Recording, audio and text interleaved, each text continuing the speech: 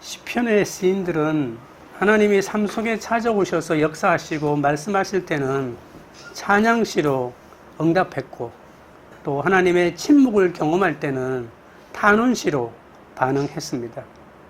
찬양시는 기쁨의 노래라고 하면 탄원시는 슬픔에 절규하는 기도라고 볼 수가 있겠죠.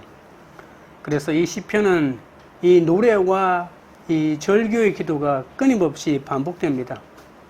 이 노래와 기도는 하나님과 소통하는 유일한 통로가 되겠죠.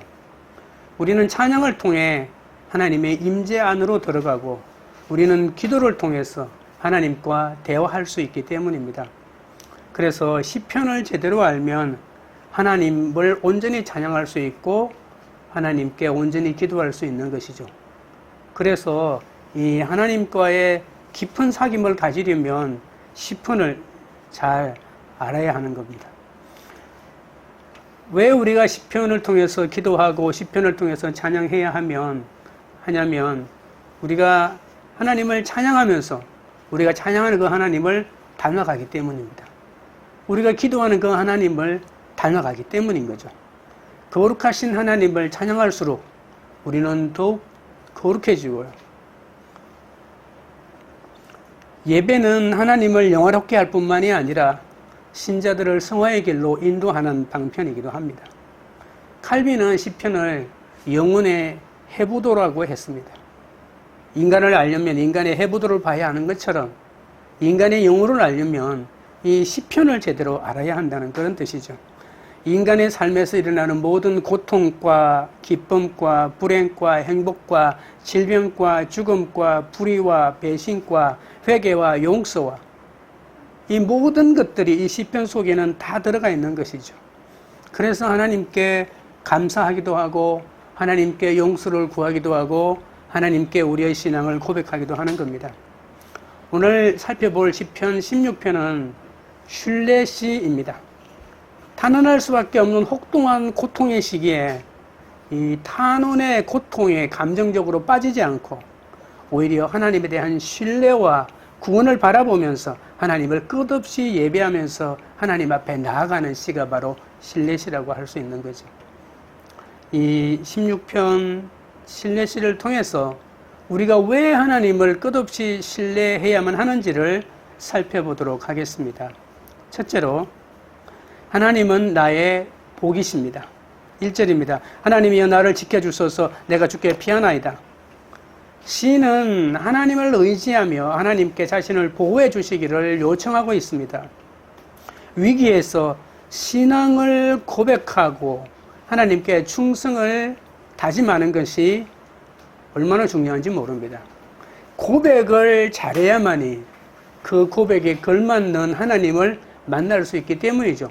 고백 자체가 잘못되면 그 고백 속에 거하는 하나님을 부르짖기 때문에 하나님을 만나기가 쉽지가 않은 거죠. 나를 지켜주소서라고 하는 이 말의 원어는 양떼가 있는 초장의 둘레를 다시 울타리로 쳐 주셔서 다른 짐승들이 들어오지 못하게 해달라는 그런 뜻입니다. 오늘 이 시인이 다윗이라고 말하잖아요. 다윗이 진짜 이 시를 적었다라고 하는 그런 의미보다도 다윗은 우리가 아는 것처럼 인간이 경험할 수 있는 모든 것들을 거의 다 경험한 사람이라고 말할 수 있죠. 그래서 다윗 같은 사람이 이 인간의 인생을 가장 잘 이해할 수 있다고 생각한 것이죠. 그래서 다윗을 이 시의 저자로 두고 그리고 다윗의 삶을 통해서 이 시를 이해하도록 우리에게 길을 안내하고 있는 거라고 볼 수가 있습니다. 다윗은 목동 출신이기 때문에 이 같은 보호를 하나님께 간구할 수 있는 것이죠. 생명이 위협받고 원수들의 손에 죽을지도 모르는 이 긴박한 상황에서 부르짖는 기도라고 볼 수가 있습니다. 우리는 공경에 처할 때 하나님을 바라보고 하나님의 관대함을 찬양하며 하나님의 지켜시기를 확신해야 합니다. 내가 주께 피하나이다 라고 하는 말은 내가 주께 피했기 때문에 나를 지켜주십시오 라고 하는 말과 같습니다. 여호와를 나의 피난처로 삼는 사람은 복이 있다고 시편 2편에 말했잖아요. 시편에는 두 가지 큰 테마가 있습니다. 첫 번째는 말씀을 묵상하는 자가 복이 있다는 것이고, 또 두 번째는 이 주님을 피난처로 삼는 자에게 복이 있다는 이 두 가지 큰 줄기죠. 그래서 시편 2편 이하에 보면 주님께 피한다고 하는 말이 굉장히 많이 나오고요. 주님을 나의 피난처로 삼는다는 말도 엄청 많이 나옵니다. 우리가 어려움을 당할 때 우리의 진정한 피난처는 오직 주님밖에 없다는 것을 아는 것이 하나님을 나의 기업으로 누리는 지름길이 되는 거죠. 2절입니다. 내가 여호와께 아뢰되 주는 나의 주님이시오니 주밖에는 나의 복이 없다 하였나이다. 시인은 왜 하나님이 자신의 기도에 응답하셔야 하는지 그 이유를 또 밝히고 있죠. 그것은 내가 하나님을 전적으로 의지하고 주님 안에 나의 복이라고 확신하기 때문입니다. 주님 안에 나의 복입니다. 그러니 주님이 나를 지켜주시지 않으면 나는 어찌 되겠습니까? 라고 하는 단언이죠. 하나님은 내 인생의 주관자이시죠. 그리고 하나님은 내 삶의 주인이기 때문에 내 삶에 필요한 모든 것을 하나님만이 공급해 주신다라고 하는 겁니다. 그런 하나님이 나를 돌봐주셔야죠. 나는 하나님의 그 선하심을 끝까지 믿고 신뢰하고 있는데 하나님이 나를 돌보지 않으시면 어떻게 되겠습니까? 라고 하는 겁니다. 세상을 살아가는 참된 필요가 사람에게서부터 온다고 믿으면 그 사람을 우상처럼 섬기게 될 수밖에 없습니다. 그래서 믿었던 친구에게서 배신을 당하고, 믿었던 부모에게 배신을 당하고, 믿었던 자식에게서 배신을 당하고, 믿었던 배우자에게 배신을 당했다고 억울해하는 거죠. 억울해할 필요 없습니다. 왜냐하면 사람은 믿음의 대상이 아닙니다. 그냥 불쌍히 여기고, 그리고 감사하고, 그리고 돌봐줘야 될 대상에 불과한 것이죠. 그런 사람을 믿음의 대상으로 삼고 그 사람을 숨기고 살아갔으니 어찌 낭패를 안 당할 수가 있겠습니까? 하나님 말씀에 기초한 기대는 사람을 의지하고 사람을 바라보는 것하고는 근본적으로 다릅니다. 허망하지 않고 반석보다 더 안전하고, 그렇기 때문에 주님만의 나의 복이다라고 하는 이 고백을 드릴 수 있는 자만이 하나님을 나의 아름다운 기업으로 삼아낼 수가 있는 것이죠. 3절입니다. 땅에 있는 성도들은 존귀한 자들이니 나의 모든 즐거움이 그들에게 있도다. 시인은 하나님께 두 가지를 다짐합니다. 땅에 있는 성도는 하나님을 예배하는 이스라엘 언약 공동체를 말하겠죠. 여기에 땅이라고 하는 말은 이 전체 뉘앙스를 보면 좀 보잘것없다 그런 뜻이 있습니다. 보잘것없고 하찮다. 그리고 지금 이스라엘이 가장 잘 나갈 때는 모르겠지만 이스라엘이 가장 어렵고 힘들 때 그런 공동체를 유념해 두시면 되겠습니다. 다윗의 삶 가운데 그의 권력이 절정에 이를 때라기보다는 그가 하나님의 뜻을 찾기 위해서 광야로 도망 다니는 그때가 이 시에 좀 더 적절히 잘 어울리지 않을까라고 볼 수 있는 거죠. 다윗은 왕으로서의 통치 기간 40년이 있는 반면에 왕이 되기 위해서 쫓겨다니는 기간이 있는 거잖아요. 광야에서 말입니다. 15광야를 돌아다니면서 3,000명의 자기 장인이자 왕인 이 사울의 쫓김을 당하여 도망 다녔던 그 시절 말입니다. 그리고 자기 자녀들의 반란을 피하여 맨발로 도망갔던 그런 시절도 있지 않습니까? 하나님을 예배하는 자들에게는 빛나거나 높은 위치에 있는 존귀한 자들이라고 말하는 거죠. 내가 어떤 성소에 있든, 내가 어떤 광야에 있든 하나님을 예배하는 자들은 존귀한 자들입니다. 좋은 옷을 입고 기가 막힌 웅장한 성전 속에 있는 사람들이 존귀한 자가 아니라 그 마음에 진심으로 하나님을 예배하는 자가 존귀한 자들이라고 하는 거죠. 그리고 시인은 나의 모든 즐거움이 그들에게 있도다라고 하는 것인데, 나의 가장 큰 기쁨은 그들하고 함께 하나님을 예배하는 것이다라고 하는 거죠. 아둘람 공동체가 다윗에게 있어서는 굉장히 중요한 거잖아요. 한 400명 정도 되는 그러한 소외된 사람들, 사회에서 소외된 사람들, 사회학적으로 사회에서 소외된 사람들을 민중이라고 부릅니다. 지금은 그런 단어를 잘 쓰지 않죠. 아무튼 사회학적으로 세상에서 소외된 사람들, 갈 곳 없는 사람들, 살인자로 사회에서 버림받은 사람들이 모여서 아둘람 공동체를 이루고 그 공동체를 이끈 사람이 다윗 아니겠습니까? 군대의 힘으로, 용맹함으로 그 공동체를 이끌었겠습니까? 예배로 이끌었습니다. 하나님을 신앙하는 예배를 가르치고 말씀을 가르치고 하나님을 의지하는 길을 그들에게 가르친 것이죠. 그래서 그 공동체가 있었던 것이죠. 그 공동체에서 내가 함께 그 동굴 속에서 찬양하고 하나님을 예배할 때 다윗은 내가 가장 행복했고 내가 가장 즐거웠고 내가 가장 존귀한 자들이었다라고 고백하고 있는 거죠. 이 즐거움, 나의 모든 즐거움이라고 하는 단어 있잖아요. 이건 여러분이 이제 쉬운 히브리어로 말한다면 헤프치바라고 하는 말입니다. 즐거움, 헤프치바. 이 말을 우리말 발음으로 바꾼 말이 헵시바라고 우리말은 번역했죠. 헵지바, 헤프치바. 이 말을 정확하게 말하면 여자에게 하는 말이에요. 바라고 하는 말이 여성 2인칭에게 하는 말이에요. 그대는 나의 기쁨이라는 뜻입니다. 누가 말한다고요? 하나님이. 그대는 나의 기쁨이야. 그대를 나의 기쁨으로 삼겠다라고 하는 말이죠. 그 말은 그대가 나의 신부라고 하는 뜻입니다. 신랑 하나님이 이스라엘이라고 하는 한 사람의 신부를 향하여 그대는 나의 신부로 삼겠다. 너는 나의 모든 즐거움의 근원이야 라고 이렇게 말하는 것이죠. 신랑이 얻을 수 있는 가장 큰 즐거움의 근원은 신부에게 있다고 하나님이 선언하는 것이죠. 하나님은 우리를 당신의 어여쁜 신부로 삼아주시고 당신의 즐거움으로 삼아주십니다. 우리는 하나님을 통해서 즐거움을 얻도록 만들어진 존재예요. 우리 하나님의 피조물 아닙니까? 하나님을 통해서 즐거움을 얻지 못하고 내가 스스로 즐거움을 만들어내겠다고 여긴 것이 바로 타락이라고 성경은 부르고 있는 것이죠.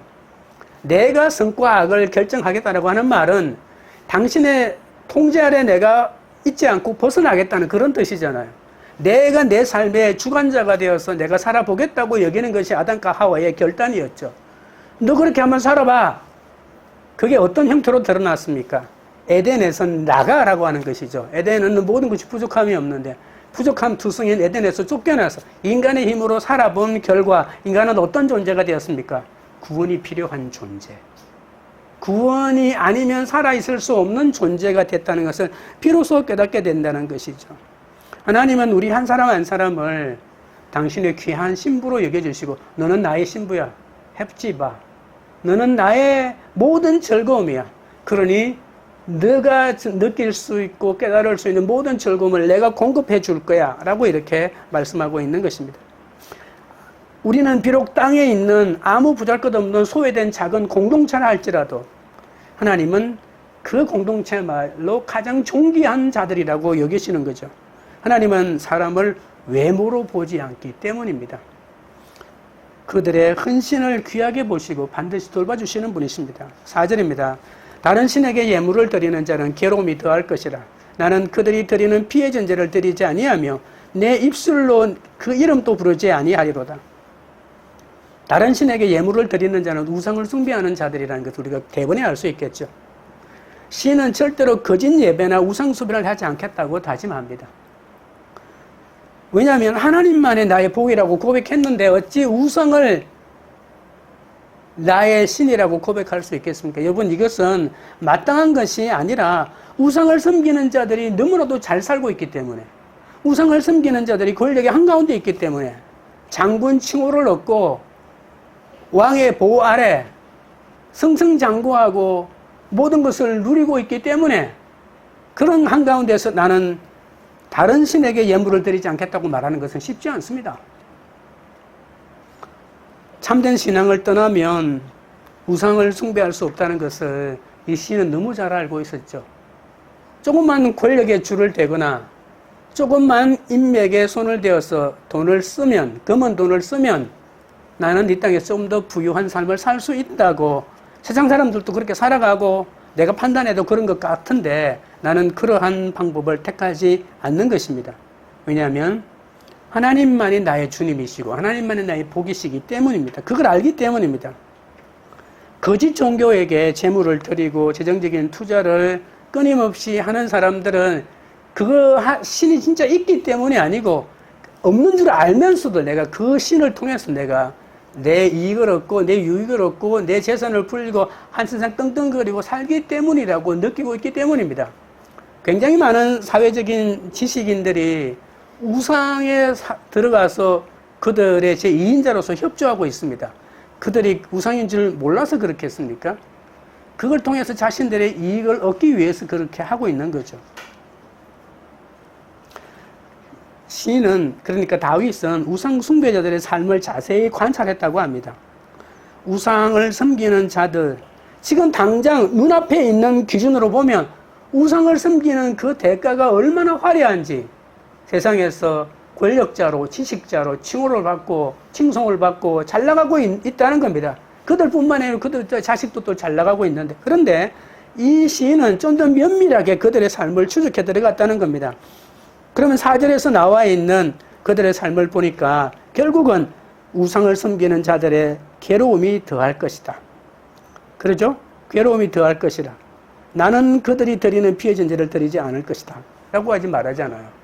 결국은 조금 더 면밀하게 그 사람을 관찰해 보면 그 사람의 영혼은 피폐해져 가고 있고 그 사람의 마지막에는 괴로움밖에 없다는 것을 알게 되었다는 것입니다. 우상을 섬기는 자들은 좋은 선택을 한 것 같지만 결국에는 괴로움에 빠질 수밖에 없습니다. 승승장구하는 것 같아도 육체적인 역경에 빠지고 정서적인 고통을 당할 수밖에 없다는 겁니다. 그러니 우상을 숭배하는 자들은 지금 당장은 좋을 것 같지만 반드시 그 대가를 치러야 하는데 그 대가가 회복이 불가능한 지옥이라고 하는 그 거대한 심판대 앞에 쓴다면 어떻게 되겠습니까? 그래서 다윗은 어떤 일이 있어도 우상 숭배자들하고는 함께하지 않겠다.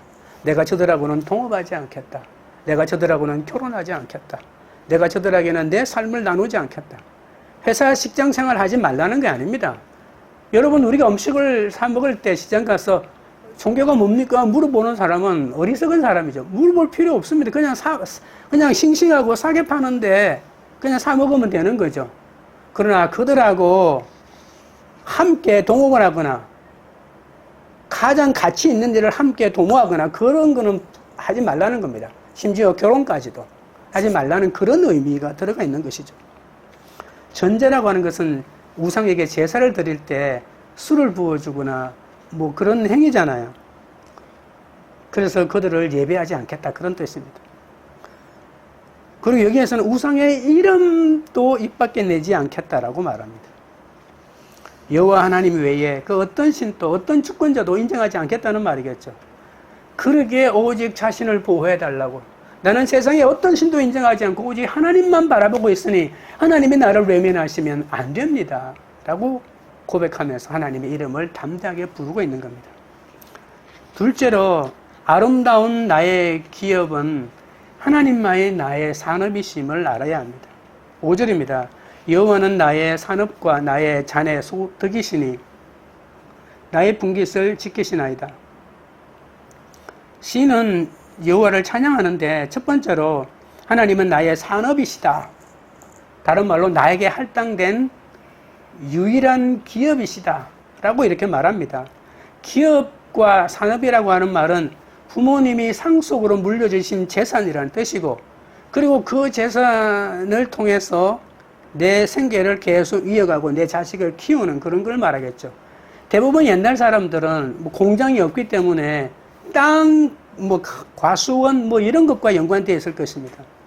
이스라엘 백성들이 땅을 분배받을 때 12지파에게 골고루 분배했습니다. 그런데 땅을 전혀 받지 못한 지파가 있죠. 레위 지파입니다. 그러면 너무 억울하다고 말할 수 있겠잖아요. 농사를 지어야 먹고 살 수 있는 세상에 각 지파별로 할당된 성금을 받고 전국에서 48개의 성읍을 할당받죠. 그 성에 살면서 제사를 도와주고 제사에서 나오는 음식으로 먹고 살도록 만들어준 것이죠. 하나님이 그들에게 필요한 모든 것을 하나님이 공급해 주겠다는 그런 뜻입니다. 하나님이 그들의 기업이 되겠다는 그런 뜻이었죠. 다윗은 왕으로서의 기업이 있지 않습니까? 얼마나 큰 기업입니까? 자신의 진정한 기업은 바로 하나님이라고 고백하면서 자신의 소속을 분명히 말합니다. 하나님이 나의 분깃이라면 우리는 하나님의 것이겠죠. 그렇잖아요. 하나님의 산업의 한 종류니까요. 우리는 하나님의 것이다라고 하는 고백이고요. 그러니 우리가 필요한 모든 것을 하나님이 끊임없이 공급해 줄 수밖에 없는 것이죠. 여호와를 의지할 때 하나님은 자기 자신을 우리에게 주시고 필요한 것들을 허락해 주십니다. 두 번째는 여호와는 나의 잔이라고 말합니다. 잔이라고 하는 이 말은 사람의 운명을 상징하는 말이기도 합니다. 잔은 마실 수밖에 없잖아요. 어떤 잔이든 모든 사람들은 결국에는 잔을 받는다고 볼 수가 있죠. 악인은 심판의 잔을 받을 것이고 의인은 축복의 잔을 받을 것입니다. 이 잔을 마실 수밖에 없는 것이죠. 근데 하나님이 나의 잔이니까 하나님이 나의 축복이라는 그런 말과 똑같은 것이죠. 시편 1편 5절 6절에 보면 이런 말이 있습니다. 그러므로 악인들은 심판을 견디지 못하며 죄인들이 의인들의 모임에 들지 못하리로다. 무릇 악인들의 길은 의인들의 길은 여호와께서 인정하시나 악인들의 길은 망하리로다. 여호와 하나님이야말로 우리 인생에 필요한 모든 것의 공급자시고 우리의 운명까지도 주관하시는 분이십니다. 모든 운명을 하나님이 결정한다는 사실을 잊지 마셔야 합니다. 그 결정을 붙잡고 유지하고 돌보시는 분도 하나님이십니다. 시편 23편 5절에 보면 주께서 내 원수의 목전에서 내게 상을 차려주시고 기름을 내 머리에 부으셨나니 내 잔이 넘치나이다 라고 하는 거잖아요. 하나님은 마지막 순간에 천국이냐 지옥이냐를 결정할 때 잔을 주시는 것이 아니고 우리 삶 가운데 끊임없이 내 잔을 부어 넘치게 해주시는데 시편 23편에 나와 있는 것처럼 원수의 목전에서 내게 잔을 넘치게 해주신다는 것이죠. 내가 고난의 한가운데 사로잡혀서 아무것도 하지 못할 때 하나님은 보란듯이 원수의 목전에서 나로 하여금 승리를 얻게 하시면서 당신의 길로 인도하신다고 하니까 어떠한 순간에도 우리는 하나님을 신뢰하고 하나님을 믿고 나가야 하는 거죠. 시편 23편 가운데 가장 대표적인 신뢰시가 바로 시편 23편이거든요.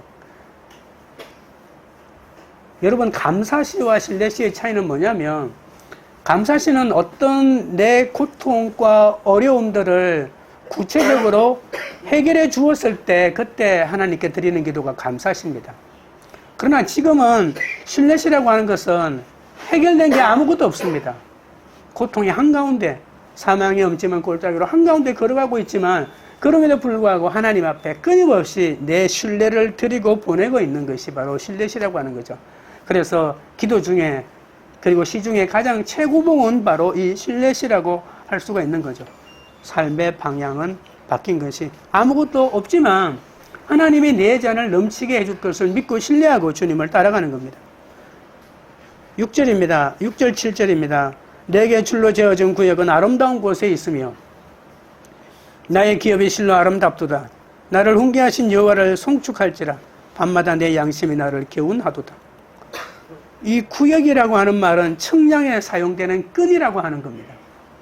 사람들이 유업으로 받을 땅이 얼마나 좋은지 보기 위해서 그 땅을 살펴보러 나가는 거죠. 저도 한번 시골에 살 때 우리 밭이 영역이 어딘지 청량을 군청에 청량을 신청하면 청량 기사가 나와서 청량을 해주고 말뚝을 박아줍니다. 여기까지가 당신의 땅이요라고. 그러면 인위적으로 만들어진 경계보다도 우리 땅이 더 많이 있을 수도 있고 다른 사람의 땅이 우리 쪽으로 들어와서 좀 실망할 수도 있고 다양한데요. 그 당신 땅이 여기까지요 라고 하는 그런 선언을 해주면 기분이 참 좋았던 기억이 납니다. 오늘 여기도 보시면 하나님이 나에게 줄로 재어준 구역이 있는데 그 구역이 너무나도 아름답다고 말하고 있지 않습니까? 하나님에게 받은 것을 살펴보니 만족스럽고 즐겁다는 고백이겠죠. 여러분이 주신 삶에 필요한 직장부터 시작해서 내 삶의 모든 것들을 한 번씩 살펴보십시오. 하나님이 나에게 줄로 재어진 구역이구나. 너무 아름답구나. 다른 사람하고 비교해서 내가 좀 더 많이 가지고 그렇게 해서 아름답다고 표현하는 것이 아닙니다. 하나님이 주신 땅은 아름답다고 한 것은 물질의 축복과 영적 축복을 모두 다 포함하는 거죠. 근데 우리는 이 물질 축복만이 그 가치 기준으로 생각하면 내게 주어준 하나님의 구역이 절대로 아름다울 수 없겠죠. 하나님이 허락하신 모든 좋은 선물로 하나님이 주셨다는 것을 받아들여야 합니다. 하나님이 나의 분깃을 지켜주시는 분이심을 믿는다면 하나님은 어떤 환경에서도 그분을 찬양하면서 살아갈 수 있지 않겠습니까? 지금 당장은 안 좋아 보여도, 지금 당장은 너무 초라해 보여도, 지금 당장은 다른 사람의 비웃음을 받는 것 같아도 하나님은 이곳에서부터 시작해서 하나님이 나에게 줄로 재어진 구역, 내 배우자는, 내 자녀들은, 나의 성품은 본래 아름답다라고 믿고 하나님을 신뢰하고 나간다면 하나님은 그곳에서 열매를 얻게 만드시지 않겠습니까? 하나님은 시인의 양심을 훈계하십니다. 오늘 7절에 보십시오. 나를 훈계하신 여호와를 송축할지라 밤마다 내 양심이 나를 교훈하도다. 하나님이 내 양심을 훈계하신대요. 양심이라고 하는 말은 내 신방이라는 말로도 사용하는데 양심을 사용하는 정신이라는 그런 뜻이죠. 하나님은 밤마다 우리를 훈계하신대요. 시인에게 밤이라고 하는 것은 고통의 시간이기도 하겠죠. 고통의 시간이니까 기도의 시간도 있겠고요. 시편 1편에 보면 하나님의 말씀을 묵상할 때 주야로 묵상해야 된다고 했죠. 그렇죠? 시편 1편 2절에 이게 낮과 밤. 낮과 밤은 그냥 시간적인 공간만을 말하는 것이 아니고 좋을 때, 나쁠 때, 고통스러울 때, 기쁠 때를 모두 다 아우르는 말이죠. 그래서 이 밤이라고 하는 이 고통의 시간이 하나님이 나를 훈계하십니다. 우리는 밤은 도저히 나는 어떤 것도 배울 것이 없다고 여기고 있죠. 내 고통 속에서, 내 질병 속에서, 내 어려움 속에서, 내 거절감에서는 아무것도 배울 수가 없다고 생각하고 무조건 좋아야 된다고 생각하고 무조건 찬란해야 된다고 생각하는 거죠.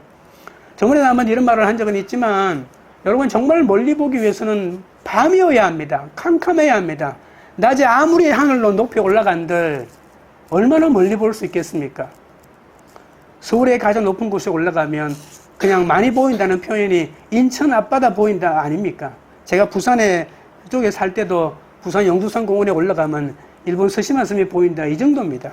그러나 캄캄한 밤에는요 200만 광년 떨어져 있는 안드로메다 성운이 보입니다. 200만 광년, 상상하기 힘든 엄청난 거리까지도 볼 수 있는 그 캄캄해야 되고요. 칠흑 같은 어둠이 휩싸인 캄캄한 밤에 정말 제대로 된 멀리 있는 것을 볼 수 있는 거죠.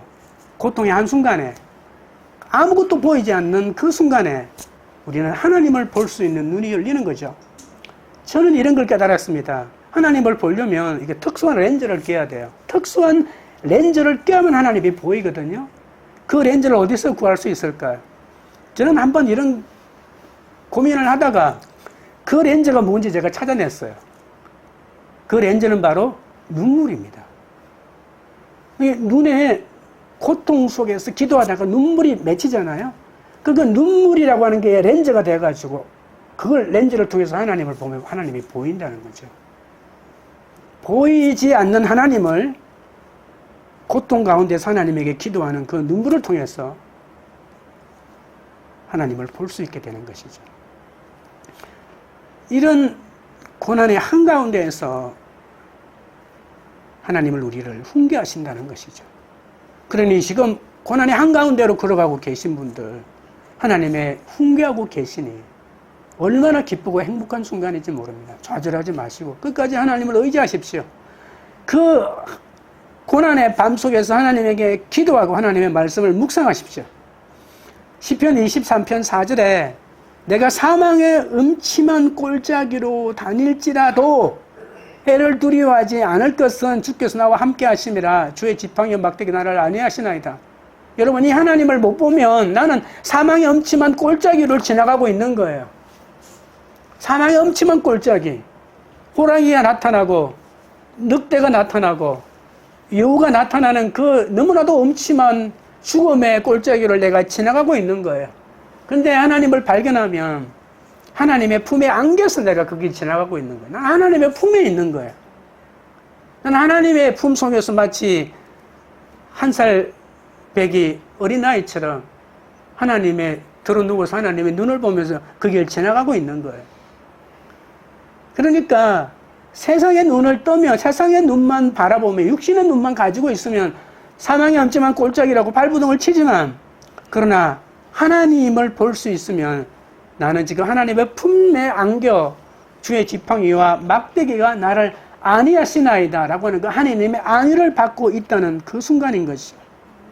우리가 하나님의 말씀을 묵상하고 그 말씀 안에서 기도할 때 이 하나님의 가치와 양심을 받아들일 수가 있는 거죠. 하나님이 무엇을 훈계한다고 내 양심을, 내 가치를, 내 기준을, 내 생각의 틀을 바꾸기를 하나님이 교훈하신대요. 생각을 바꿔먹으라. 내 현실을 바꾸기보다는 생각을 바꿔먹어.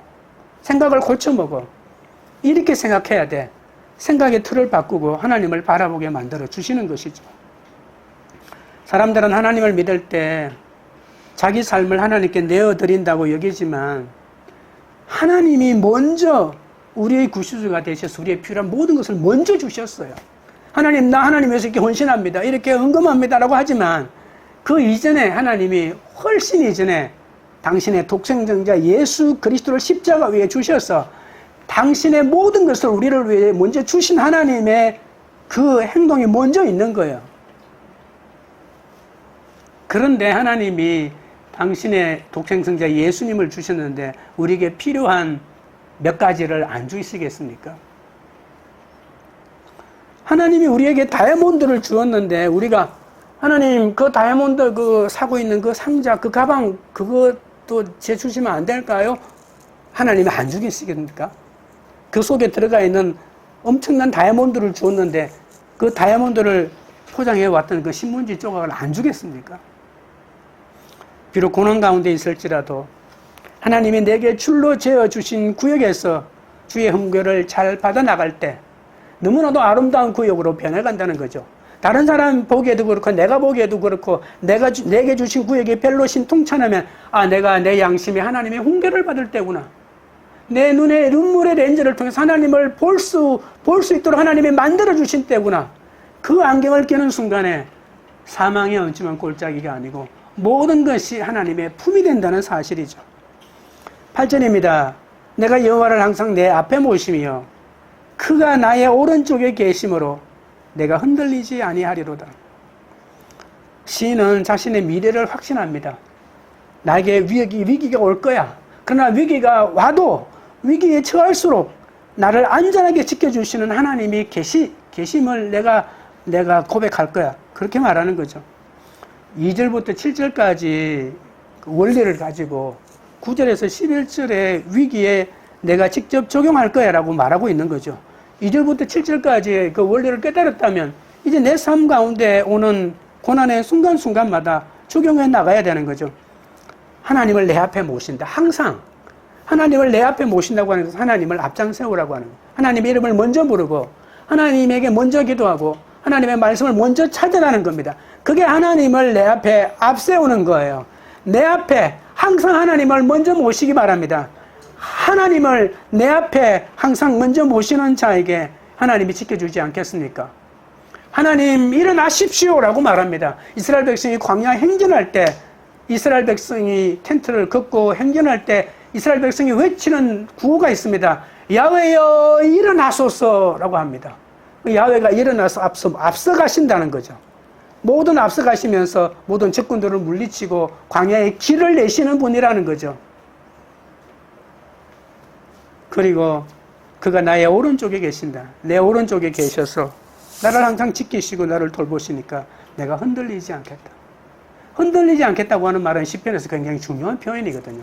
악인들은 내가 흔들리지 않겠다고 말합니다. 그러나 흔들리지 않는 사람은 하나님을 의지하는 사람만이 흔들리지 않습니다. 모든 생각과 행동에서 하나님께 우선권을 먼저 드리고 늘 그분의 교훈을 염두에 두고 살아가는 사람은 밤에 침상에서 기도하고 묵상하는 것이 얼마나 위력이 있는지 깨닫게 됩니다. 시인은 여호와가 항상 자기 생각 속에 계시지 않으면 내 경건에 문제가 생기고 내가 고통을 느낀다는 것은 자기가 먼저 깨달아 아는 것이죠. 하나님의 임재와 보호 속에 있기를 원하십니까?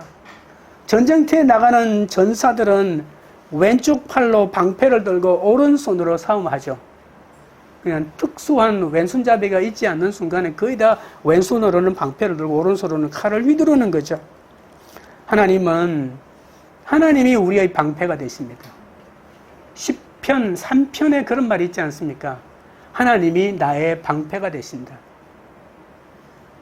하나님이 나의 방패이십니다라고 최초로 고백한 사람이 바로 창세기 15장에 있는 아브라함입니다. 하나님 당신은 나의 방패이십니다라고 먼저 고백했거든요. 하나님을 끊임없이 묵상하는 것이야말로 하나님을 내 앞에 모시는 겁니다.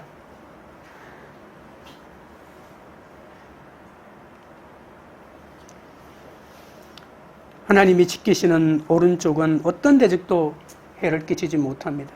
하나님이 우리 인생에 임하시면 어떤 역경도 전쟁도 이길 수 있습니다.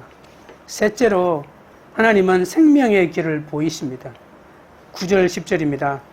이러므로 나의 마음이 즐겁고 기쁘고 나의 영도 즐거워하며 내 육체도 안전히 살리니 이는 주께서 내 영혼을 소홀히 버리지 아니하시며 주의 거룩한 자를 멸망시키지 않으실 것임이니이다.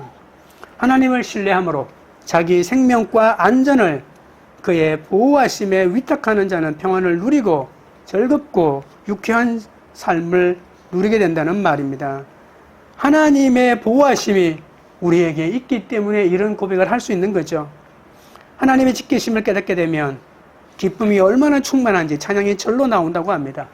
하나님은 죽음의 권세에게도 당신의 백성을 내어놓지 않습니다.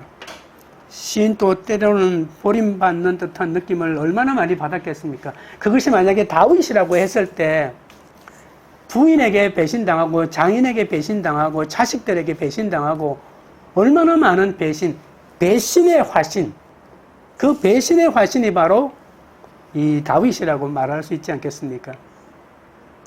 그 고통의 배신의 한가운데에서도 그는 자신을 안전하게 지켜주는 하나님을 고백할 수밖에 없었음을 드러냅니다.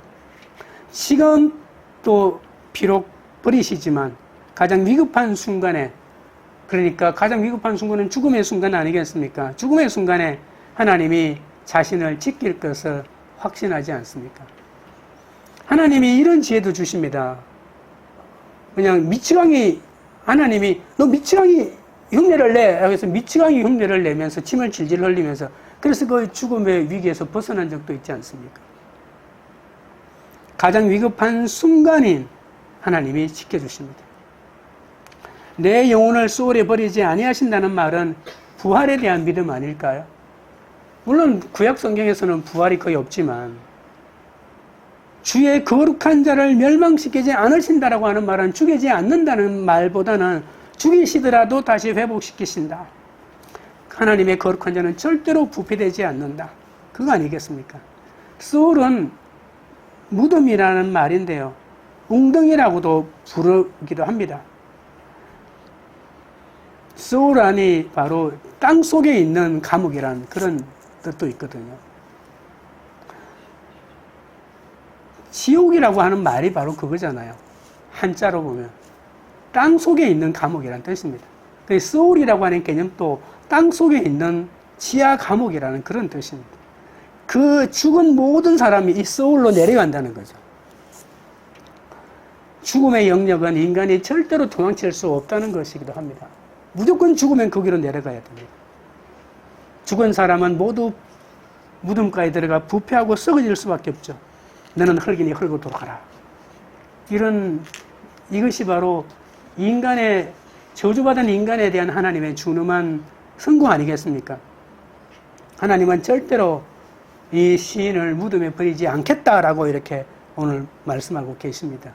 하나님은 사랑하시는 자들을 수월에 내려가지 않고 영영토록 자신의 품에 보호하시고, 신약의 관점에서 말한다면 영원토록 부활하셔서 하나님 곁에 영원한 생명을 누리게 해주겠다는 그런 뜻입니다. 11절입니다. 주께서 생명의 길을 내게 보이시리니 주의 앞에는 충만한 기쁨이 있고 주의 오른쪽에는 영원한 즐거움이 있나이다. 시인은 생명의 길, 또 살아있는 자의 길을 걸으면 하나님과의 깊은 사귐 안에서 기쁨과 즐거움이 충만하다고 합니다. 이런 삶은 살아계신 하나님과의 연합 아니겠습니까? 여러분, 하나님과 사귀고 하나님을 신앙한다고 하는 그 결과는 여러 가지 결과도 나오겠지만 내 마음속에서 기쁨이 사라지면 안 됩니다. 기쁨이 사라지면. 그리고 그 기쁨이 사라진다고 하는 말은 내가 기쁨으로 여기는 기준, 조건이 세상의 기쁨과 똑같다면 세상 사람처럼 많이 가지면 기쁘고 내 것 빼앗기면 고통스럽고, 그러니 세상 사람과 내가 다를 바가 없겠죠. 내가 무엇으로 기쁨의 조건으로 삼는가라고 하는 것이 기쁨을 잃어버리지 않는 길이 되기도 합니다. 예수님은 죽음을 정복하신 분 아니겠습니까? 우리는 주님 안에서 이 기쁨과 그리고 즐거움을 얻을 수가 있는 것이죠. 세상에서 아무리 많이 가진다 하더라도 결국 죽으면 모든 것이 끝나니까요. 다윗도 모든 인간처럼 육체적으로 죽었지 않았습니까? 그의 무덤도 바로 그 증거입니다. 1000년이 넘도록 무덤에 있었던 그의 육체는 완전히 썩었을 것입니다. 하지만 예수님은 죽은 자 가운데서 다시 살아나시지 않았습니까? 하나님이 그에게 썩음을 보지 않도록 해주셨다는 겁니다. 예수 그리스도께서 죽은 자 가운데서 살아나셔서 이 모든 약속을 성취해 주셨습니다. 시편 16편은 그 당대에 할 수 없는 신앙 고백까지 하게 만들었죠. 왜냐하면 예수님이 그 모든 것을 하시고, 하나님의 시간 속에서는 예수님의 부활도 현재 아니겠습니까?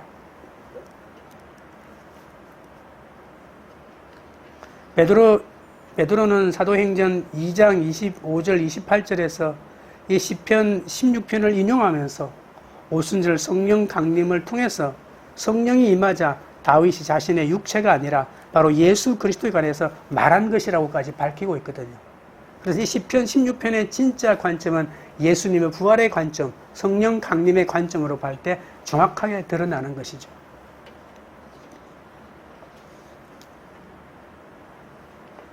모든 인간이 겪는 죽음의 경험이 만들어내는 창업한 결과가 있지만, 예수 그리스도를 믿는 사람들에게는 부활을 통해서 그 모든 고통을 뛰어넘게 되는 것이죠. 예수님이 죽은 자 가운데서 살아나셔서 죽음 가운데 잠자는 모든 사람의 첫 열매가 되신 것처럼 다윗도 우리들도 그러한 부활의 생명으로 인도하십니다. 그래서 11절에 나와 있는 생명의 길을 내게 보이셨다라고 하는 말은 단순히 문학적인 표현이 아니라 부활의 영원한 생명이 있는 신약의 관점에서 바라보면 이것이 부활의 생명으로 나를 인도하신다는 그 하나님의 약속이라는 사실을 알 수 있는 것 아니겠습니까? 우리 주 예수 그리스도는 나는 부활이요 생명이니 나를 믿는 자는 죽어도 살겠고 무릇 살아서 나를 믿는 자는 영원히 죽지 아니하리라고 말씀하셨습니다. 우리는 이 말씀을 믿습니다. 그리스도의 죽음은 우리에게 구속을 가져다 주시고 영원한 죽음을 깨고 생명을 허락하십니다. 주의 오른손에 있는 영원한 즐거움은 많은 즐거움이 끊임없이 나타난다는 것 아니겠습니까? 세상에서 결코 맛볼 수 없는 즐거움으로 현재 겪는 고통을 능히 이기게 하고도 남을 소망의 근거가 되지 않겠습니까?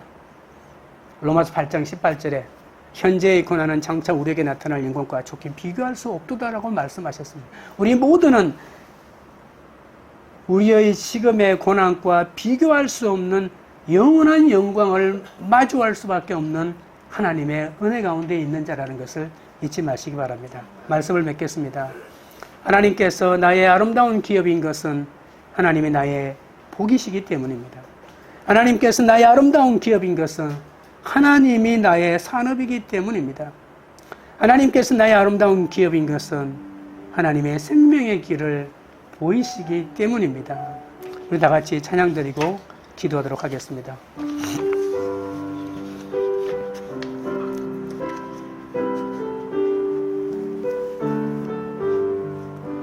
나의 영원하신 기업 생명보다 귀하다. 나의 갈 길 다가도록 나와 동행하소서.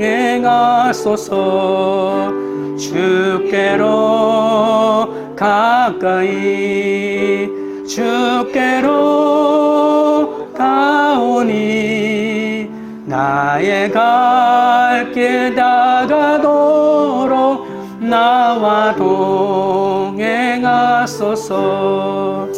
세상 불기안이람과 모든 명예 버리고 험한 길을 가는 동안 나와 동행하소서.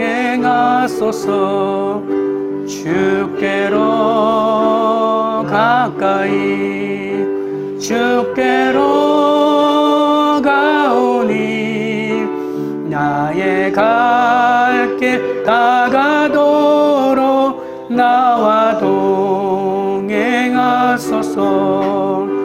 어두운 골짝 지나가며 험한 바다 건너서 천국 문에 이르도록 나와 동행하소서. 주께로 가까이 주께로 가오니 나의 갈 길 다가도록 나와 동행하소서. 기도하실 때 뜻하지 않는 사건을 만나도 언약의 말씀을 기억하며 주께로 피하게 해달라고 기도하겠습니다. 하나님이 내게 줄로 재어준 구역이 아름다운 곳이 되게 해달라고 기도합시다. 그곳이 비록 초라해도 주님께서 주시는 훈계를 잘 받아 나의 욕심과 악을 제거하게 해달라고. 덧없이 사라지는 세상 즐거움과 쾌락을 추구하느라 주님과 함께 누리는 충만한 기쁨과 영원한 즐거움을 빼앗기지 않도록 해달라고. 나의 생명을 영원한 천국으로 인도하시는 부활의 주님을 끝까지 믿게 해달라고. 다 같이 주의 세 몸으로 내며 기도하겠습니다. 주여 주여 주여. 거룩하신 하나님 우리 아버지여, 뜻하지 않는 사건을 만나도 언약의 말씀을 기억하며 오직 주님께 피하는 삶을 살아갈 수 있도록 인도하여 주시옵기 바라옵나이다. 주님께 피하지 못했기 때문에 고통과 역경이 끝이 없음을 고백하오니 사람에게 피하지 않게 하시고 세상으로 피하지 않게 하시고 오직 주님께로 피하는 은혜를 허락하여 주시옵소서. 하나님이 내게 줄로 재어준 구역이 너무나도 아름다운 곳이 되게 아버지 되고 있음을 알게 하여 주옵소서.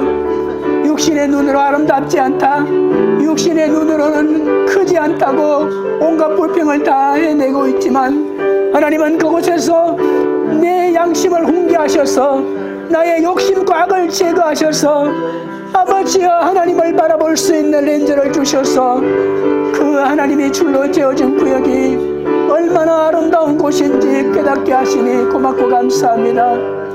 덧없이 사라지는 세상 즐거움과 쾌락을 추구하느라 주님과 함께 누리는 충만한 기쁨과 영원한 즐거움을 빼앗기지 않도록 아버지 하나님이여 불쌍히 여기시고 우리 주님께서 도와주시고 붙들어 주시옵소서. 하나님 아버지여, 죽음 같은 삶의 현장에서도 주님께 피하며 주님의 이름을 부르지 못하고 세상을 의지하며 바라본 어리석음을 용서하여 주시옵소서. 참혹한 저주 속에서도 주님만이 나의 피난처요, 주님만이 나의 힘이요 소망이요 기쁨이 되심을 잊지 않도록 도와주옵소서. 무덤같이 힘들고 어려운 사건 속에서도 세상으로 피하려고 하기만 했던 저를 불쌍히 여기시고 끝까지 인내하며 주님의 구원을 바라보게 하여 주옵소서. 주밖에는 나의 복이 없음을 알게 하시고 주께 피하는 인생이 되게 하여 주옵소서. 잠시 후면 없어질 세상의 즐거움과 쾌락에 열중하고 돈과 명예를 찾느라 내 옆에 계신 주님을 알아보지 못하고 우상을 숭배하며 하나님을 잃어버리지 않도록 우리 모두를 불쌍히 여겨 주옵소서. 주님이 죄와 죽음을 이기고 부활하셨으니 이제는 두려워하지 않고 우리가 만난 부활의 주님을 우리도 누릴 뿐만이 아니라 담대히 전하게 하옵소서. 날마다 말씀 안에서 기도할 때 주님의 참된 교훈을 받아 어떤 사건에서도 흔들리지 않기 원합니다. 우리의 모든 필요를 채워주시는 주님을 신뢰하며 내가 지금 사망의 엄찜한 꼴짝이 있는 것이 아니라 주님의 품에 안겨 있다는 것을 알게 하여 주옵소서. 어떤 고난 가운데 있을지라도 하나님이 우리에게 술로 재워주신 그 아름다운 구역에서 주의 훈계를 잘 받으며 하나님의 은혜를 누리게 하여 주옵소서. 광교들 교회가 주님 주밖에는 나의 복이 없다고 고백하며 충만한 기쁨을 누리는 공동체가 되게 하옵소서.